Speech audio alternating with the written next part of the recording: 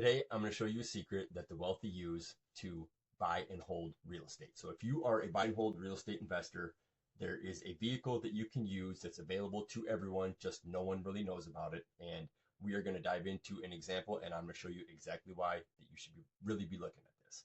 So let's go over to the spreadsheet. And what we're going to do now is in this vehicle, let's say what I'm going to do is I'm going to compare these apples to apples, side by side. This is the infinite banking concept. Okay, so we're going to say year one, this is for a 40-year-old. So first year, 40 years old, he puts out or she puts out $30,000 of savings or something to start an investment to grow for a rainy day, whatever it is. The next 9 years, we throw $20,000 into a vehicle. And now what we're going to do is we're going to go with the cash value of the infinite banking concept side by side with the equivalent savings. So if you were, what I get a lot is, why wouldn't you just put this into the savings account? It's the same thing, right? Well, here's exactly why the savings doesn't work as well as the infinite banking concept. So after 10 years, all in all, we put in $210,000 and that's it. We're never going to put another cent into this if you don't want to. All right. And all we're going to do is let this grow and compound. And if you do nothing more and you don't even buy any real estate, you don't look at any real estate, you don't look at any other investments, and you just do this, this is where you will end up. Okay, so if we go to the chart after when that 60 years later, when the 40-year-old turns 100, look here, the infinite banking concept goes up to 2.6 million basically. The savings account, same capital outlay of $210,000. That's all we did. We put $210,000 into both these vehicles, and the savings account making nothing. Basically, you end up with $1,194 the bank paid you for your loyalty to them. So you die, you pass away, you give your to your estate $211,000 in your savings account. Here, your estate gets 2.6 million. So why would we do this for real estate investing? So let's look at it. Let's say in year 3 that we go in and we go ahead and buy a house. Okay, we're going to buy an income property. We're going to put $55,000 as a down payment onto a cash flowing property, and we're going to say that this generates $400 a month in positive cash flow. All right, so option A, which most people do, which I did when I first started, was I had my savings, and in this year it would have been $70,000 and change, and I would have taken the 55 out of it, and I would have been left, my savings would have went down to $18,800. All right, so that's one way of looking at it. Or you can take a loan against the cash value of your infinite banking concept. So your infinite banking concept is kind of like an asset. It's like your house. If your house goes up in value, think of it as, hey, I'm putting $30,000 into my house. I just put a new kitchen in. Then the next year I'm going to put a new bathrooms and then a new deck. And every year I'm putting money into an asset into your house. Your equity is going to grow and grow and grow inside your house. So you can almost, instead of selling your house, you can borrow against the equity of your house. So this is the same thing we're doing here is with the infinite banking concept is you have an asset and you're going to borrow against the equity of that asset. And this is all contractually, it's easy to do. I've been doing this, hint, since I was 40. All right, so let's say in year 3, we put $55,000 towards a down payment. And so what is that going to do? What this is going to do, year 1, year 2, remember we started with 30, we added another 20.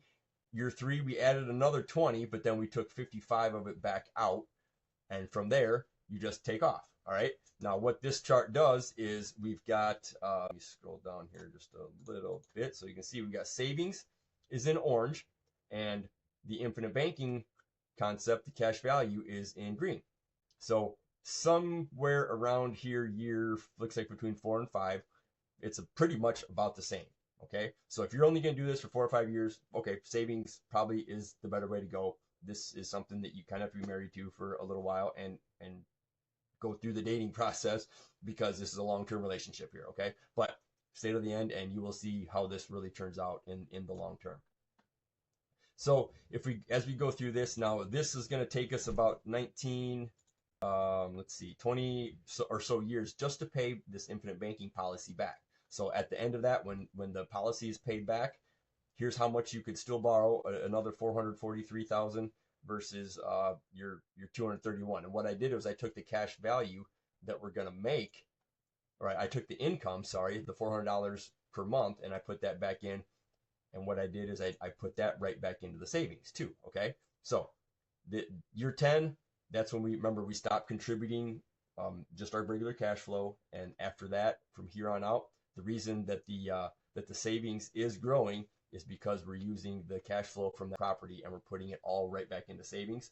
And up here, we're putting all right back to pay back our loan against the infinite banking concept. All right, so we're going to do this again in year 6. Exact same scenario, another $55,000 investment, which is also going to create another $4,800 per year of income. Okay, so let's go to this one. So again, we started going up, boom, we went down, we bought our first property. We kept going up, we bought our second property. Again, this comes up, they're pretty much the same until year 10. After that, the savings really slows down, but it's going up faster before because now we're putting two houses, the cash flow from 2 houses we were $400 a month per each. Now we're $800 per month. That's what's helping your savings go up. And we're also repaying that loan against the infinite banking concept. But look how much faster this is growing. This vehicle is compounding as if you never took any money out of it, because you didn't take money out, you borrowed against it. Okay, so if we go and let's go ahead, I like what we're doing here. So remember we did this in year 3, year 6. We're going to do it again in year 7, 9, and year 10. Okay, so we've got, in 10 years, we bought 5 rental properties, and we're going to just assume that they're all exactly the same. We took $55,000 out from either our savings or our infinite banking concept, and we use that as a down payment. And each one of those then generated $4,800 of income. All right. So by the time we get down to it, you've got, after 10 years, we're going to have an extra $24,000 of income that we've generated from these assets, the houses that we bought, the rental houses that we bought. And we're going to use that, and we're going to either plow it right back into the savings, or we're going to plow it right back into our infinite banking concept loans. Okay. So if we scoot over here a little bit, the 10-year chart is going to look like this. Okay, so in year 3, we bought our first one. It goes back up. Year 6, we bought one. Year 7, we bought one. We did not buy in year 8, but we bought in year 9 and 10. 10, you can see here, your savings is better. Okay, how much do we have here? We have $31,000 in savings, and cash value, we're down to $3,000. Right, we're all the way down to $3,000 of cash value. But look what happens. Okay, this is going to take about 25 years from the get-go to repay all of your down payments for the 5 properties. Your down payments will be repaid in about 25 years. Okay, so after 25 years, you've got $537,000 available of cash value. Savings, you've got $391,000 available. This is 25 years after we start. Let's say year 10, we stop. All we do is we stop and we soak this up. Look what happens as we go all the way out to 100 years old. Remember, we didn't do anything else of investing past year 10. We put no more money into the savings. We put no more money into the infinite banking concept. We didn't buy more houses. We didn't do anything else. All we did here was the savings number. We're saying that we didn't even use any of it in our own personal lives. All we did is we pushed that to push the savings values up. You can see this little where it curves a little bit. Year 25, that's when everything is repaid. So now your infinite banking concept has been fully repaid.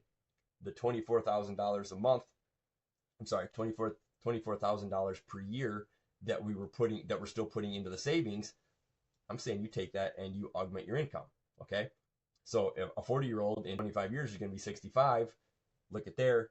Now you can start going on a $24,000 trip, vacation, or buy a $24,000 car every year, or whatever you want. You get $2,000 a month of extra income that you can do whatever you want with. Or you're not doing that here because the way we've got this shown is it's all going right back into your savings.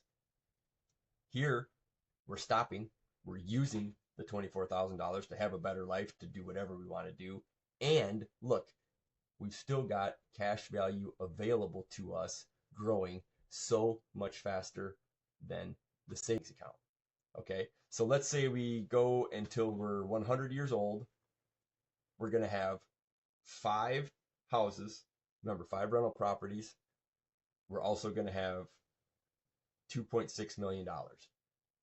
And we've gone on vacation every year for, what do we say? This is at 25 to 64. So for about 15 years, we've gone on a $24,000 vacation, or you've had an extra $24,000 to spend and blow, do whatever you want with for that, like in your retirement years, in your twilight years. Here, we didn't spend any of it. We just, I guess here you're living off Social Security, not spending a dime, just Scrooge, holding on to everything and waiting to die so you can give your family 1.3 million, yeah, $1.25 million.